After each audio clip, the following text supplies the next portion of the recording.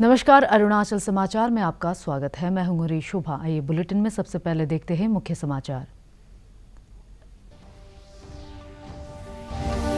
केंद्रीय वित्त मंत्री निर्मला सीतारमण ने आत्मनिर्भर भारत अंतिम पैकेज की घोषणा।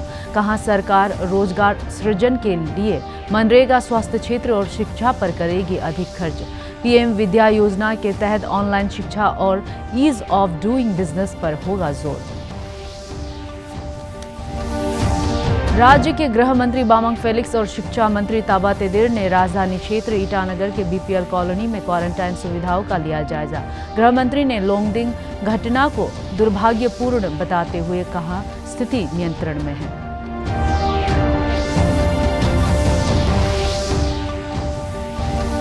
केंद्रीय पूर्वोत्तर क्षेत्र विकास मंत्री डॉक्टर जितेंद्र सिंह ने कहा, केंद्र सरकार प्रवासी कामगारों की वापसी के लिए राज्य सरकारों के प्रत्येक अनुरोध पर गंभीरता से कर रही है विचार। पूर्वोत्तर राज्य के मुख्य सचिवों और वरिष्ठ अधिकारियों के साथ की वीडियो कॉन्फ्रेंसिंग। आत्मनिर्भर भारत राहत पैकेज की 5वीं और अंतिम किस्त की घोषणा करते हुए केंद्रीय वित्त मंत्री ने बताया कि मनरेगा योजना के तहत रोजगार सृजन के लिए और 40,000 करोड़ रुपए दिए जाएंगे। उन्होंने कहा कि इससे लगभग 300 करोड़ कार्य दिवस के रोजगार सृजन में सहायता मिलेगी। स्वास्थ्य सुधारों और कोविड-19 से निपटने के प्रयासों के संदर्भ में उन्होंने बताया कि सार्वजनिक व्यय में वृद्धि की जाएगी और ग्रामीण तथा शहरी क्षेत्रों में आरोग्य केंद्रों की संख्या बढ़ाई जाएगी। श्रीमती सीतारमण ने कहा कि सभी जिलों में संक्रमण वाले रोगियों के लिए सुविधाएं और एकीकृत सार्वजनिक चिकित्सा प्रयोगशालाएं बनाई जाएगी तथा भविष्य में महामारी से निपटने के लिए स्वास्थ्य क्षेत्र के लिए निवेश में वृद्धि की जाएगी। उन्होंने बताया कि राष्ट्रीय डिजिटल स्वास्थ्य मिशन के तहत राष्ट्रीय डिजिटल हेल्थ ब्लूप्रिंट लागू किया जाएगा।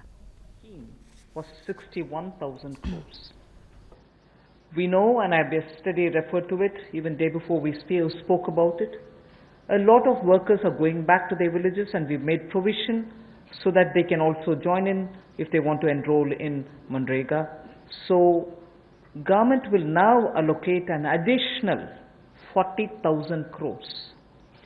This way, we'll ensure that during the monsoon season, and since many of them have gone back to their villages, and if they enroll, they will get the jobs. So 40,000 crore of rupees is additionally given over and above the BE. केंद्रीय वित्त मंत्री ने बताया कि digital online शिक्षा के लिए PME विद्या कार्यक्रम जल्द शुरू किया जाएगा। उन्होंने बताया कि 1ली से 12वीं तक प्रत्येक कक्षा के लिए एक टेलीविजन चैनल शुरू किया जाएगा और रेडियो तथा सामुदायिक रेडियो को विस्तार किया जाएगा। आज नई दिल्ली में संवाददाताओं को संबोधित करते हुए केंद्रीय वित्त मंत्री निर्मला सीतारमण और वित्त राज्य मंत्री अनुराग ठाकुर ने बताया कि शीर्ष 100 विश्वविद्यालयों को स्वचालित रूप से ऑनलाइन पाठ्यक्रम शुरू करने की अनुमति इसी महीने दे दी जाएगी। उन्होंने बताया कि विद्यार्थियों, शिक्षकों और उनके परिवार को मानसिक रूप से स्वस्थ रखने के लिए मनोवैज्ञानिक सहायता की शुरुआत की जाएगी। And this will consist of Diksha, which gives a one nation, one digital platform facility, and this is for school education. One earmarked TV channel for each class from class 1 to 12. One earmarked TV channel per class. One class, one channel will also be part of this. Then there will be extensive use of radio, community radio, and podcasts. So technology in a big way into education. Extensive use will be made of radio also. Special e-content for visually and hearing impaired children. This is going to be one of the very big step forward, and top 100 universities will be permitted and will be automatically allowed to start online courses, will be automatically allowed to start online courses by 30th May 2020.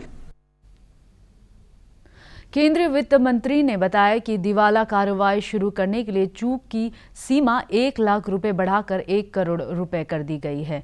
इससे MSME को लाभ होगा। उन्होंने बताया कि 1 साल तक दिवाला संबंधी कोई नई कार्रवाई नहीं की जाएगी। कंपनी अधिनियम को गैर आपराधिक बनाने के बारे में उन्होंने बताया कि तकनीकी और प्रक्रिया संबंधी छोटे मोटे उल्लंघन को अपराध नहीं माना जाएगा, जिससे न्यायालयों में मामलों का बोझ कम होगा। वित्त मंत्री ने बताया कि सरकार जल्द सार्वजनिक क्षेत्र उपक्रमों के लिए नई नीति की घोषणा करेगी। उन्होंने बताया कि रणनीति क्षेत्र का कम से कम एक उद्यम सार्वजनिक क्षेत्र में बना रहेगा, लेकिन निजी क्षेत्र को भी इसमें भाग लेने की अनुमति होगी। To the fact that even rights issues can be done leveraging the strength of Digital India. This is a major step forward in corporate governance.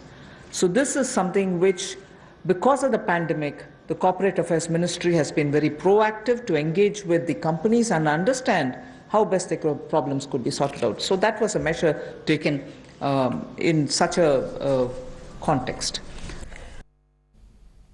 केंद्रीय वित्त मंत्री ने प्रधानमंत्री के संबोधन का जिक्र करते हुए कहा है कि सरकार ने समाज के सभी वर्गों को राहत पहुंचाने के लिए अनेक उपाय किए हैं। उन्होंने बताया कि प्रधानमंत्री गरीब कल्याण पैकेज के तहत 80 करोड़ लोगों को निःशुल्क अनाज दिया गया है। उज्ज्वला योजना के तहत 6,81,000 सिलेंडर निःशुल्क उपलब्ध कराए गए हैं। नई दिल्ली में संवाददाताओं को संबोधित करते हुए केंद्रीय वित्त मंत्री ने बताया कि प्रधानमंत्री किसान योजना के अंतर्गत 8 करोड़ 19 लाख किसानों को 16,000 करोड़ रुपए से अधिक की राशि दी गई है। The PM Garib Kalyan used the technology available and therefore was able to do direct benefit transfer of cash for the various categories. Jan Dhan account holding women under the PM Garib Kalyan were credited into 20 crore people's accounts, and that amounts to 10,025 crores of rupees. The building and construction workers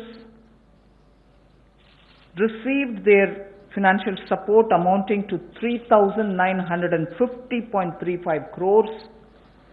And their number, the building and construction workers' number, is 2.20 crores.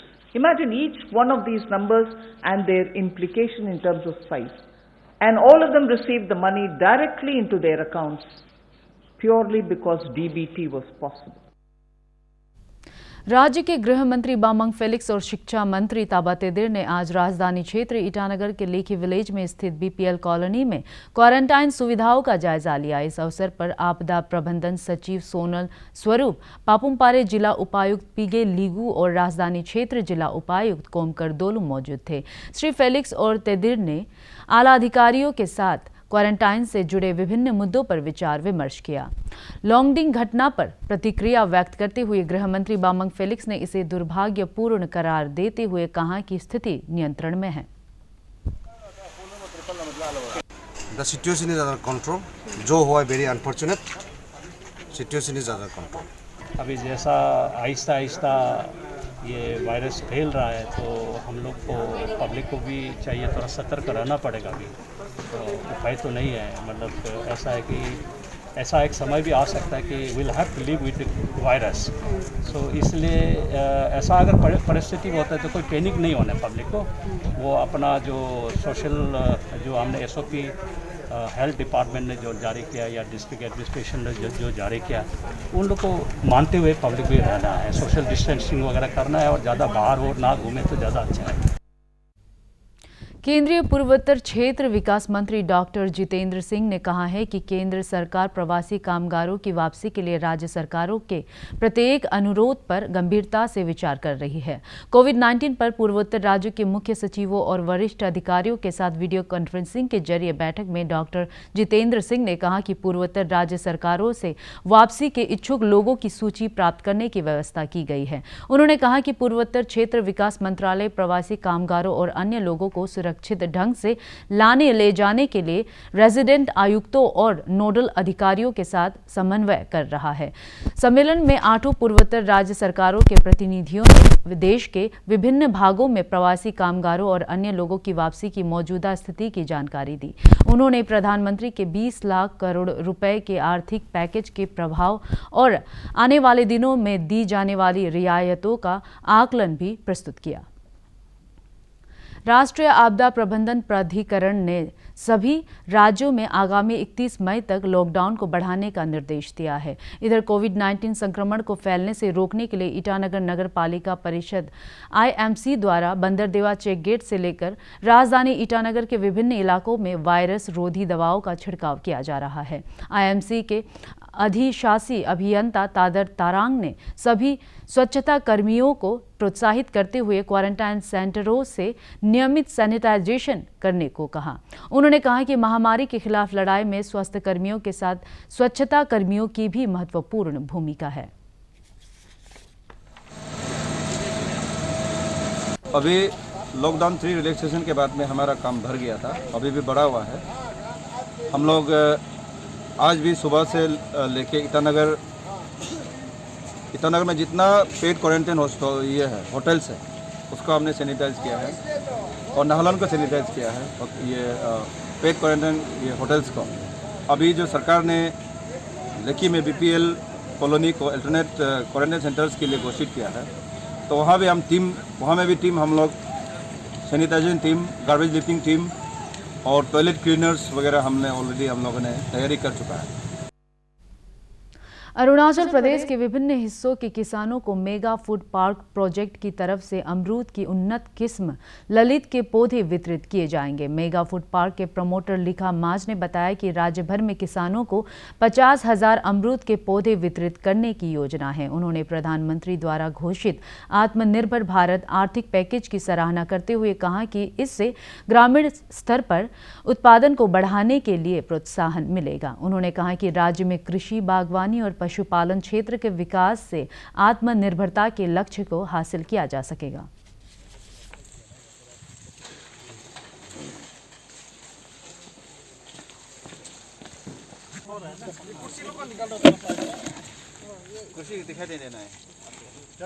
Mega food park government of India ने grant किया, उसका काम चालू चल रहा है। तो mega food park के लिए हमको बैकवर्ड लिंकेज की बहुत ही ज़रूरी पड़ता है कि per month mega food park में हमको 14,000 MT रॉ मटेरियल की ज़रूरी है सीजनल फ्रूट।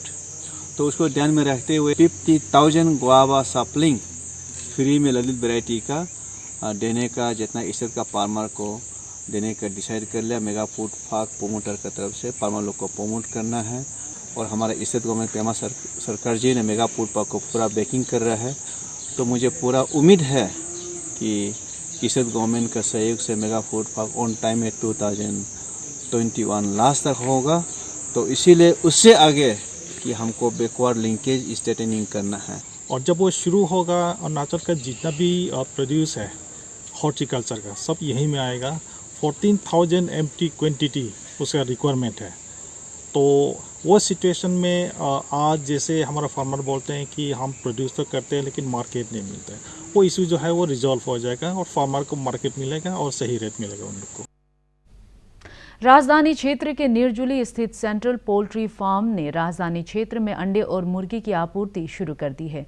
फार्म की मैनेजर डॉक्टर PK बासा ने बताया कि सभी दिशा निर्देशों का पालन करते हुए मुर्गी पालन किया जा रहा है। उन्होंने कहा कि अंडे और मुर्गी के मीट की मांग को देखते हुए 1 पर्सन 1 चिकन की नीति का पालन करते हुए सभी इलाकों में निर्धारित मूल्य पर बिक्री की जा रही है।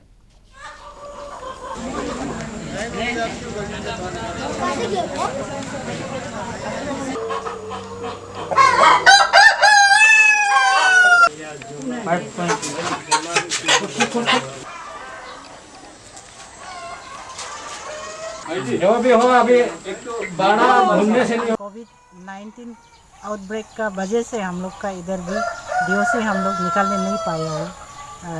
मुर्गी हम लोग पालने के लिए हम लोग भी नहीं कर पाए क्योंकि दाना भी नहीं मिल रहा था। तो तो इसलिए हम लोग भी थोड़ा लिमिट में पाला हुआ था। तो अभी जो भी है हम लोग इसको समय में मुर्गी का सेलेबल आपका वेट आने से हम लोग निकाल देगा, मतलब पब्लिक को हम लोग दे देंगे। अरुणाचल समाचार के आज के अंक में इतना ही। हम कल फिर हाजिर होंगे अरुणाचल और देश दुनिया की खबरों के साथ। आप देखते रहिए अरुण प्रभात। नमस्कार।